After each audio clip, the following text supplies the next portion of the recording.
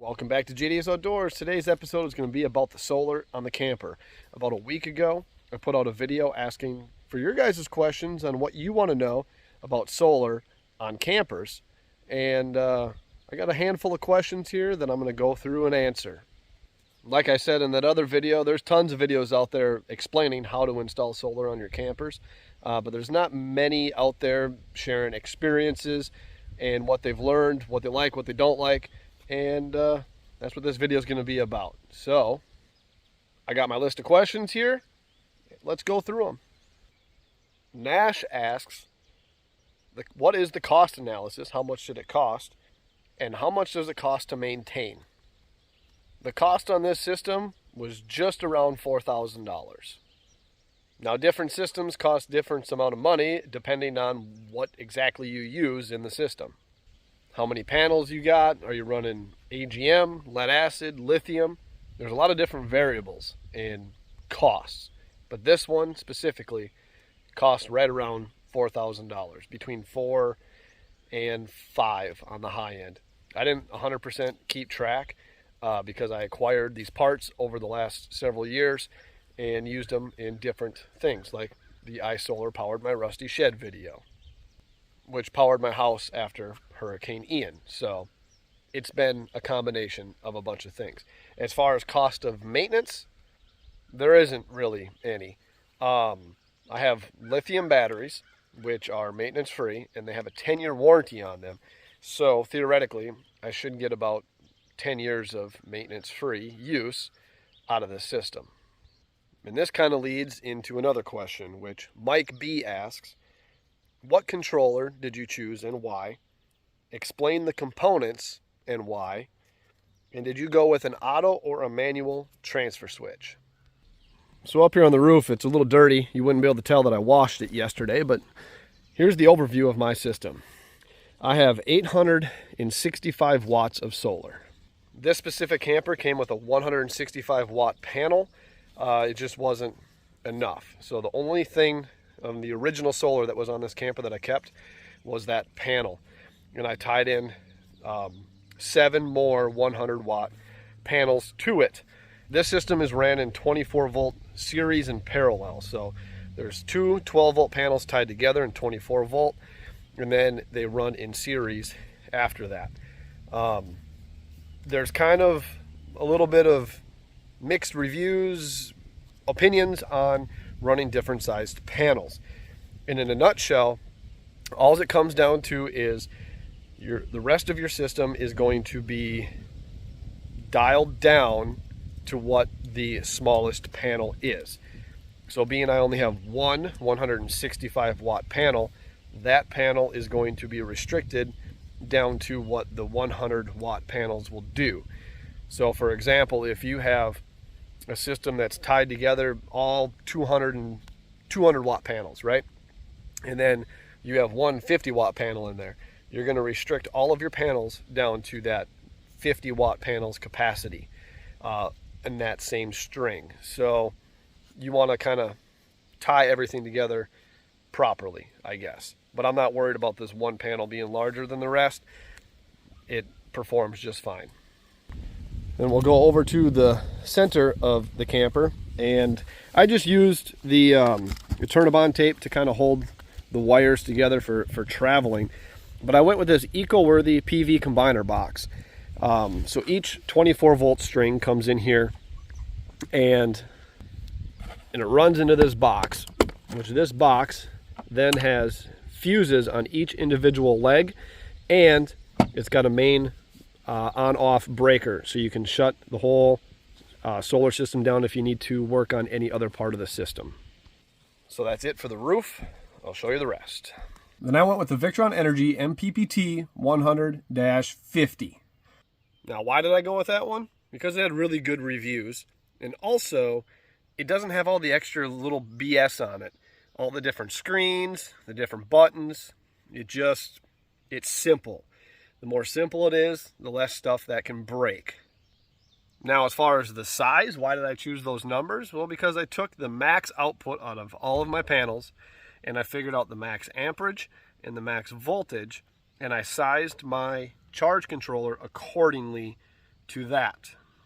Now this next part that I'm going to explain kind of ties into a question that T3 Angling asks. Suggestions regarding sizing and 24 volt, 48 volt versus 12 volt systems. Now the reason a lot of people will go with larger voltage systems is because of wiring. The larger your wiring, the more expensive it is, right? And where you run into trouble on wiring is your amperage. So if you can keep your amperage low and your voltage high, then you can have smaller wiring, which will save you money. Now I went with a little oversized wiring just because I like to overdo everything, just for safety's sake and make sure. So the higher you can keep your voltage, the lower you can keep your amperage, the cheaper your wiring will be. So it's just a cost thing and how you want to size it. And as far as sizing your system, you want to figure out what you're going to be running and how much power those items that you're going to be running is going to take. And then after you figure that out, you base your solar system off of 5 hours of good sun every day and build it from there.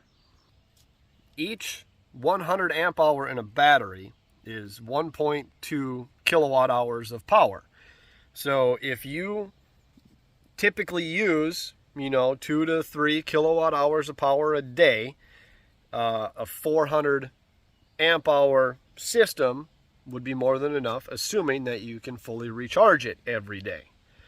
Now what I did on this system is I gave myself about 2 days worth of power.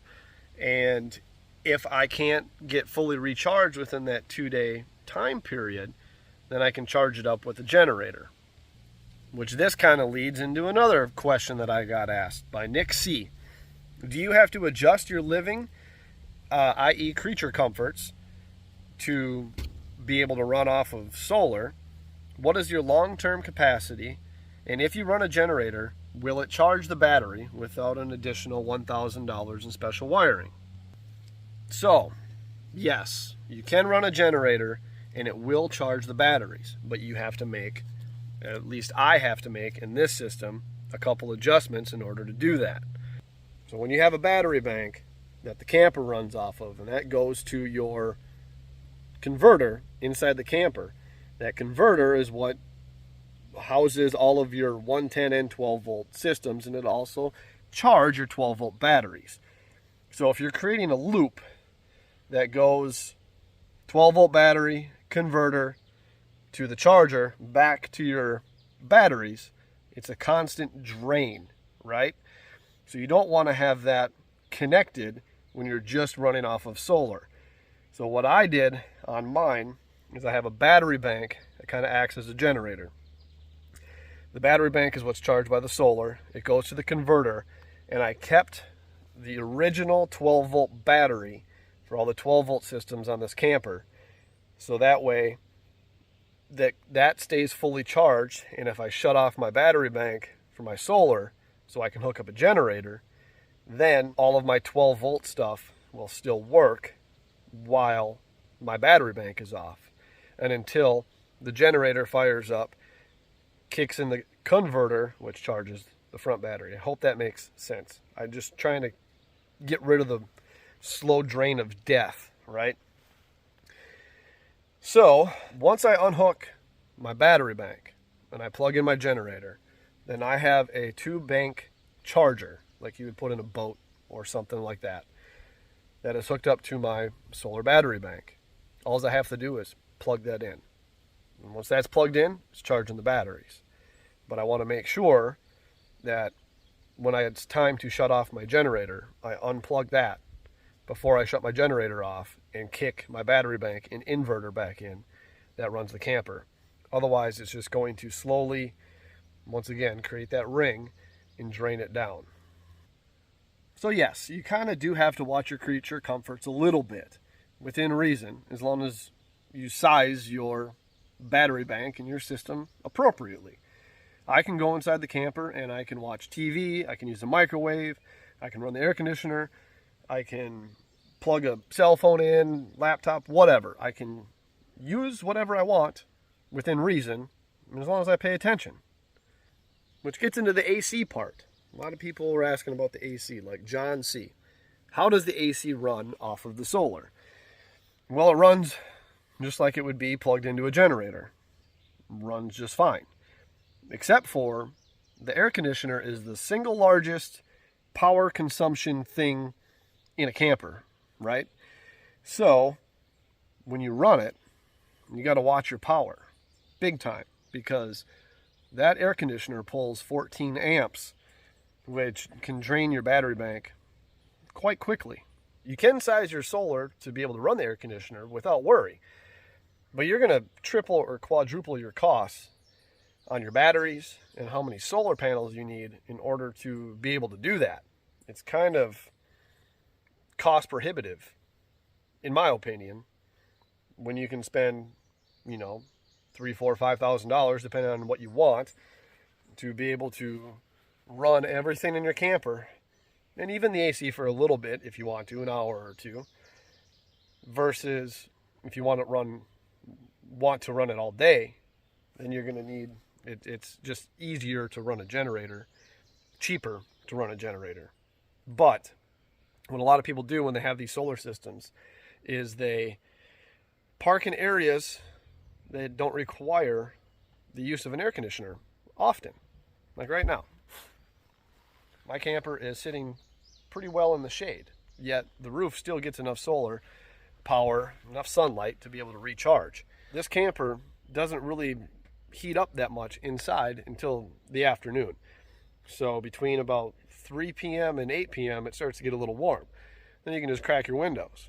But if you have a 80, 90 degree day, 3 p.m. to 8 p.m. time period in that 5-hour stretch, you can run the AC for 1 or 2 hours off of the solar if you want to, or just run off the generator if it's too hot. But I just keep windows open and it works just fine. Now Taylor S. asks, how well does it keep up with the water heater? Well, I never really use the electric function on the water heater, so I can't honestly tell you that. I always use propane because the propane heats it up way quicker, way faster, and a bottle of propane running just the water heater lasts months. So that's what I use, is the propane. Now the last little bit I want to talk about is the batteries. I went with two 200 amp hour lithium batteries. And I went with lithium because everybody said, oh, lithium is great, right? You can run it all the way down and they're awesome. While, yes, they are awesome and they're light, I don't know if I'd go with lithium again. And kind of here's why. Not only is lithium extremely expensive over your typical lead acid or AGM battery, the power curve is ridiculous. I don't really care for the power curve on a lithium battery, and here's what I mean by that. So excuse my awesome drawing on this notepad, but this is what your typical power curve on a lead acid or AGM battery would be. It's fully charged around 13.7 to 13.9 volts in my experience. And once you start drawing power from the battery, the power curve goes slowly down, dropping until it's dead, right? So you can look at a voltage gauge and it'll kind of tell you exactly where the battery's at, right? If you look at your voltage gauge and it says you got 12.7 volts, you know your battery's just about half full. With lithium though, this is the power curve on a lithium. When it's fully charged, it comes in right around 14.2 volts. And then most of them will drop just a little bit and settle between the 13.5 and 13.8 volts. Then you can sit and draw power all day long. And you're looking at your voltmeter and it still says 13.8 and you think you have a fully charged battery, but nope, you flip on a microwave or something and it's done. It just dies. It doesn't have a good power curve, in my opinion. Yeah, you can drain them down a little bit farther, but it just runs flat the whole life of its cycle that it's going through. And once it's about to die, it just drops. So they're kind of deceiving and hard to read, if that makes sense. I just realized I forgot to say that I have a 3,000 watt inverter that's tied into those two 200 amp hour lithium batteries. I haven't quite finished my wiring, so I ain't going to show it because I know how people get on the internet about welding and wiring and all that stuff. I've been working on it as I live in it and also working a job. So it's almost done. It gets the job done, but I'm not showing it all the way. You got to see the charge controller. That's more than enough. So hopefully that helped answer some of your guys' questions about solar. It's pretty awesome. It is a little limiting, but if you're smart about it, you can park anywhere, run whatever you want. You just got to watch what you use. A little bit more than you would if you're in an apartment or a house. But this is working good for me.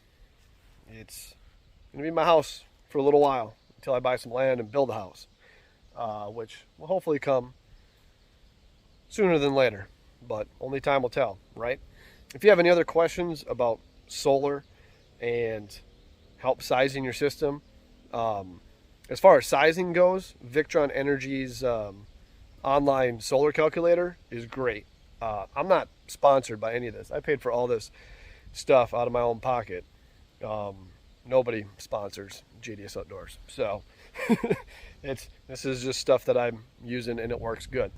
So, but if you have any other questions, go ahead and leave them down in the comments and I'll do my best to get them answered. So sorry for the long video, a lot of talking, a little bit of showing, but it was time. It was time to answer questions and be realistic. But as always, thank you for watching JDS Outdoors.